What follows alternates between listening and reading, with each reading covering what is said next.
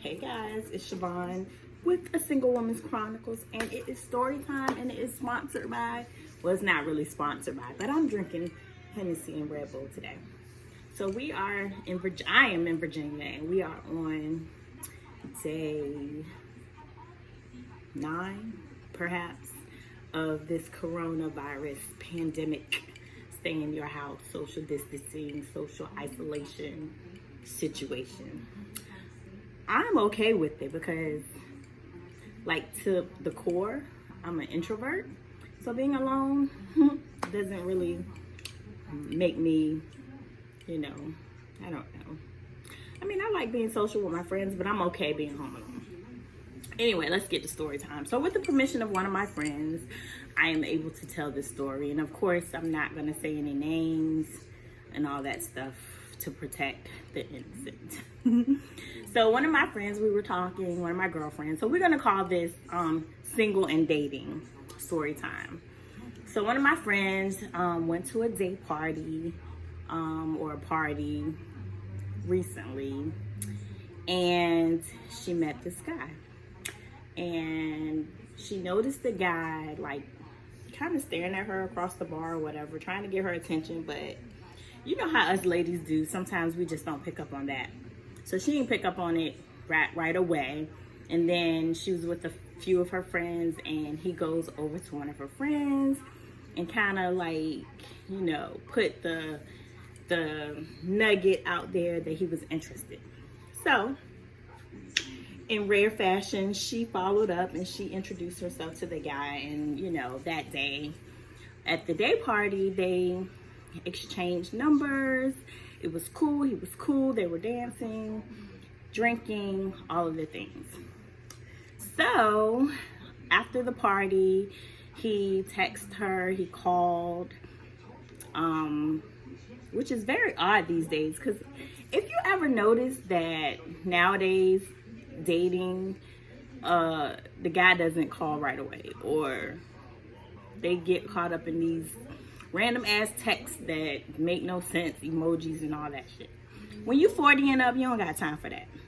You just got time for some real stuff. Anyway, so he asked her out to lunch the next day, and in the process of doing that, she said that he, asked for suggestions of lunch places, and she offered because, no one wants to go through that rigmarole of where do you want to go? Where do you want to go? Where do you want to go? I don't care, wherever you want, blah, blah, blah, blah. So she offered a suggestion, and he was kind of like, no, I don't want to go there. Let's go here. And she was like, okay. So he was kind of adamant on picking her up from her place, but this is the first date, lunch date, first date or whatever. So she was like, no, I'll meet you at the place. That's fine. He was like, you don't want me to, we can meet at the shopping center and I'll pick you up from there. No, we can meet at the place. Because have you ever been stuck?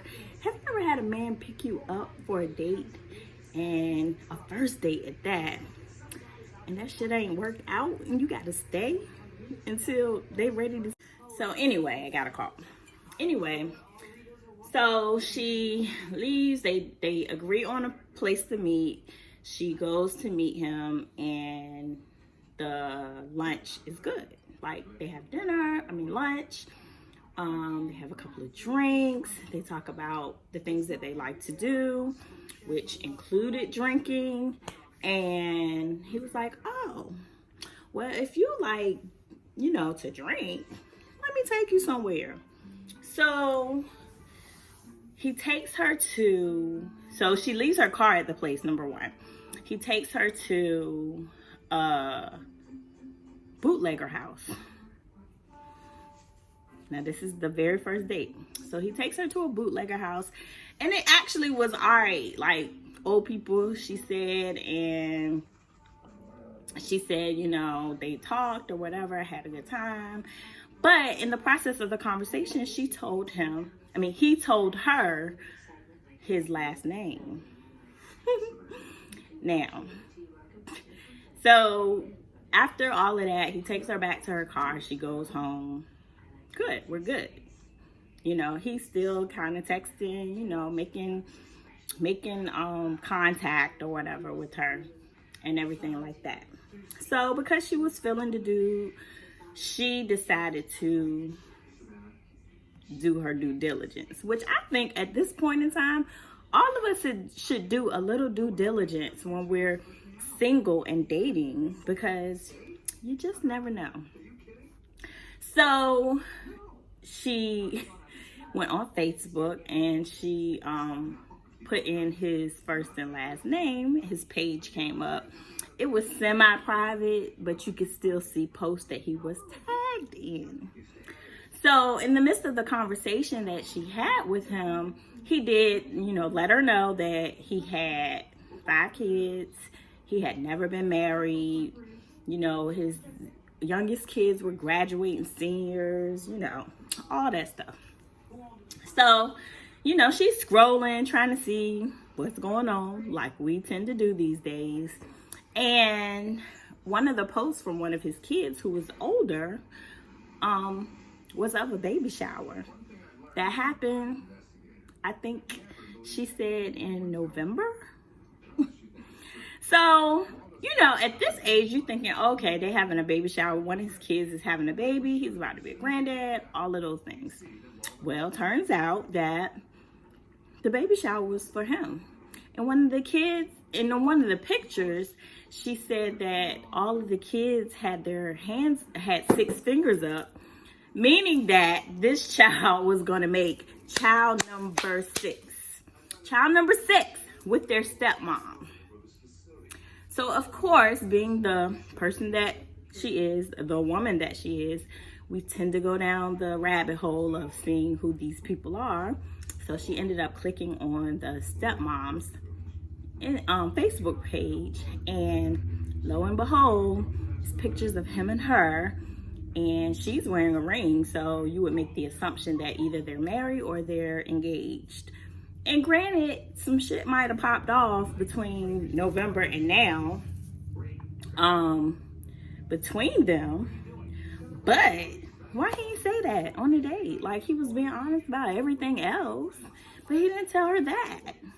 I'm telling you, people are just not honest these days. And why are you over 40 going through this shit? But these are the dating horror stories that we as singles deal with consistently. What would you have done? Oh, and this is what she did. So she said what she did was send him a text and say, you know, I had a great time on the lunch.